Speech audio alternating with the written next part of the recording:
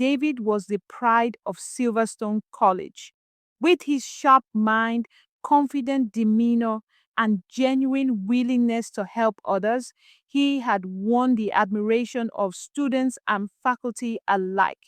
He had an uncanny ability to solve even the toughest problems, earning him the nickname College Hero.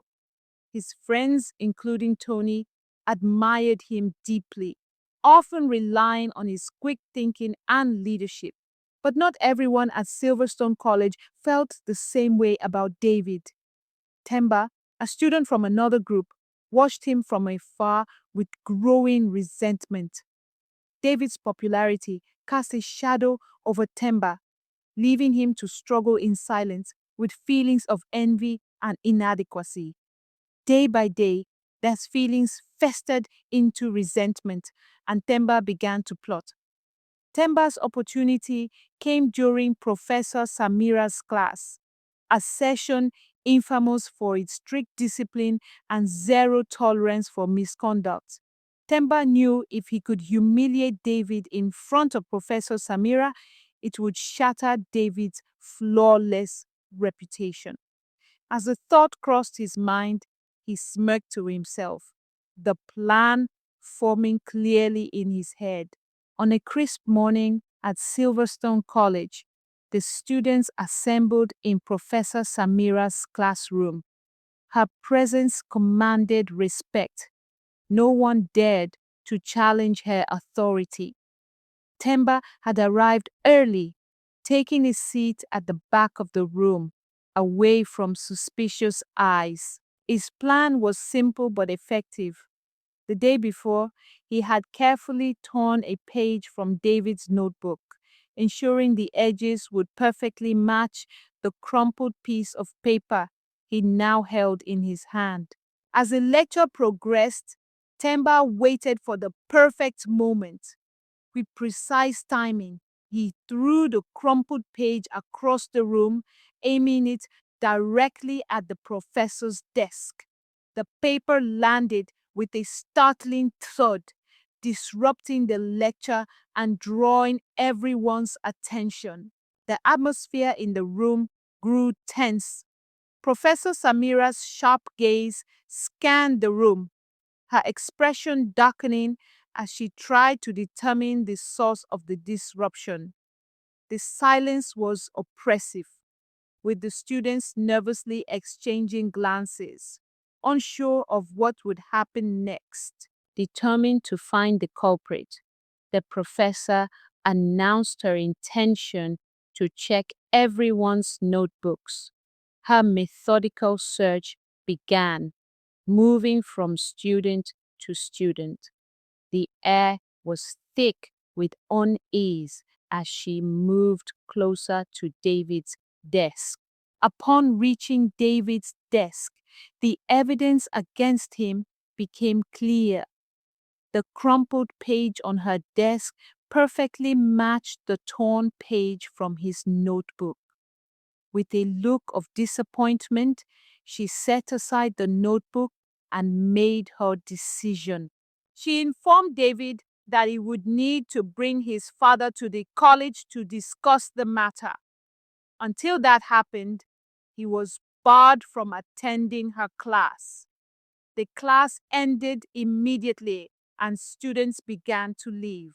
David remained seated long after the class had ended, his mind spinning with disbelief. The accusation felt unreal, a far cry from the respect he had worked so hard to earn. He replayed the events in his head, unable to comprehend how things had gone so wrong.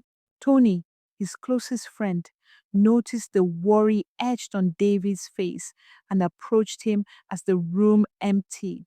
He assured David that they would find a way to uncover the truth. But David barely managed to acknowledge the words. His thoughts were consumed by a new fear, the prospect of involving his father. David's father was a stern and disciplined man who valued perfection and order above all else. He had always placed immense pressure on David to succeed. leaving no room for mistakes. David recalled his father's warnings about bringing shame to the family or causing trouble at college. The mere thought of his father discovering the situation filled him with dread. The weight of the accusation grew heavier with each passing moment. David's immediate concern shifted to finding a way to avoid informing his father. As he sat in turmoil, an idea began to form, a plan so desperate that it bordered on absurd. Mark, one of David's neighbors, known for his humor and quick thinking, seemed like the perfect ally for the task. David approached him with the bold suggestion of impersonating his father to appease Professor Samira. Although Mark initially hesitated, finding the idea outrageous, David's urgency convinced him to agree. With the plan set in motion, Mark began preparing for his role. He rummaged through his belongings to assemble a makeshift disguise, choosing an ill-fitting suit and a fake mustache that added an almost comical touch to his appearance. The following morning, David met Mark in the college parking lot. Mark's exaggerated appearance gave David pause, but there was no turning back. The two made their way to Professor Samira's office, with Mark exuding an overconfidence that barely masked the absurdity of the situation. Inside the office, Mark introduced himself as David's father, adopting an exaggerated tone and demeanor to sell the act. Despite his efforts, his performance leaned more toward the comedic than the convincing. David stood silently by, hoping the ruse would suffice to resolve the matter. Professor Samira, known for her sharp intuition, scrutinized Mark closely. While her skepticism was evident, she appeared willing to hear him out. Mark reassured her with exaggerated claims of being a strict parent and expressed his intention to ensure David's behavior remained exemplary. Just as the conversation seemed to be progressing, the situation took an unexpected turn. Tony entered the office with a determined expression, accompanied by a few students who carried a critical piece of evidence. They had spoken to a staff member who had witnessed Temba tearing a page from David's notebook earlier. This information, combined with the missing page from David's notebook, painted a clear picture of what had happened. The torn page that had caused the entire uproar was indeed taken from David's notebook, but it was Temba who had stolen and thrown it in an attempt to frame him. Armed with this evidence, Tony presented the truth to Professor Samira. Professor Samira's stern demeanor softened as the truth unfolded. She acknowledged the mistake in accusing David and apologized for the misunderstanding. She also made it clear that such actions, motivated by jealousy or malice, would not be tolerated in her classroom. David felt an immense wave of relief as the weight of the accusation lifted from his shoulders. He thanked Tony and the others for their efforts in clearing his name. Their loyalty and determination to uncover the truth reminded him of the strength of true friendship. As the students left the office, Temba was brought in by a few peers, his face a mixture of guilt and regret. He stood before Professor Samira, who addressed him sternly about his actions. The professor emphasized the gravity of what he had done, reminding him that integrity and honesty were far more valuable than any personal grudge. Temba apologized to David, admitting that jealousy had driven him to make the terrible decision. Though still hurt by the betrayal, David accepted the apology with a measured response. He reminded Temba that their time in college should be spent building each other up rather than tearing each other down. With the matter resolved, David and his friends left the office, feeling a sense of triumph. Though the incident had shaken him, David knew it had also revealed the strength of the support system around him. Mark, walking alongside David, tried to inject some humor into the situation, but his thoughts were already focused elsewhere. A message on his phone reminded him of his evening plans, an exciting dinner date at a fancy hotel. With a quick goodbye, he dashed off, still wearing the comical suit that had been part of the day's strange events. Later that evening, Mark prepared for his dinner date with excitement. The day's drama at college seemed like a distant memory as he envisioned the evening ahead.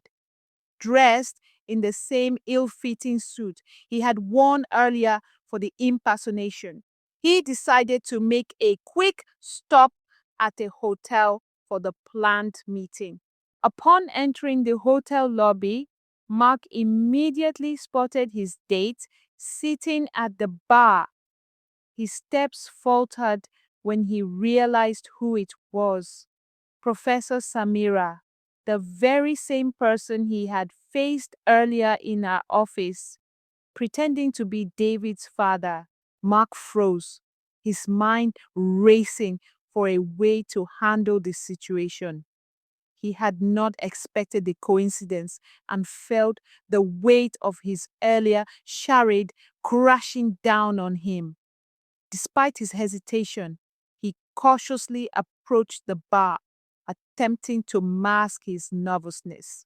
Professor Samira turned, her casual expression shifting into one of shock and recognition. Her sharp eyes studied Mark's face, and it didn't take long for her to connect the dots. Her gaze narrowed as she recalled his exaggerated performance from earlier in the day. Mark's heart sank as her demeanor shifted. The realization dawned upon her that this was no ordinary coincidence. She pieced together that the man standing before her was the same one who had pretended to be David's father in our office. As Mark stood there awkwardly, Professor Samira wasted no time addressing the situation. Her voice carried the firm tone she was known for, making it clear that she was not amused by the earlier deception. Though Mark attempted to apologize and explain, his words did little to change her mind. Professor Samira's disappointment was evident, and she wasted no time ending the interaction. Rising from her seat, she left the bar, leaving Mark standing alone. The evening that Mark had envisioned so eagerly turned into an unexpected and embarrassing ordeal. He left the hotel, reflecting on how his attempts to help David had spiraled into an unintended mess.